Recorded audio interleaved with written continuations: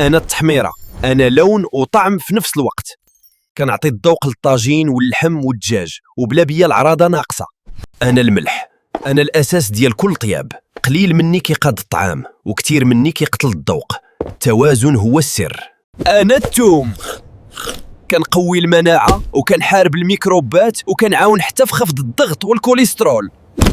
أنا السكينجبير، عندي بزاف ديال الفوائد الصحية، كنعاون في الهضم، نخفف الغازات وتقل المعدة. أنا القزبر، كنعاون الهضم وكنخفف الغازات والإمساك والقولون العصبي، كنقاوم الالتهابات وكنعاون حتى في تنظيم السكر في الدم. أنا الابزار، كنحارب الالتهاب بمضادات الأكسدة وكنقوي الجسم من الداخل ونخلي المذاق يولي واعر. أنا الخرقوم، كنحارب الالتهاب وكنقوي مضادات الأكسدة وكنعاون في الهضم. أنا القرفة في أتاي، كنكالمي أعصاب الهضمية ونقاد السكر في الدم ونقص الالتهابات.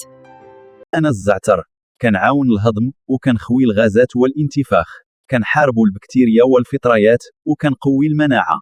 أنا الكمون، كونعطي مذاق زوين للأطباق الرئيسية حتى شلاضة، وكنتستعمل في التطبيب تقليدي من زمان. أنا الفلفلة، فيها فيتامين سي، كنزيد المناعة وكنعاون العينين ونعطي لون ومذاق صحي في الطياب.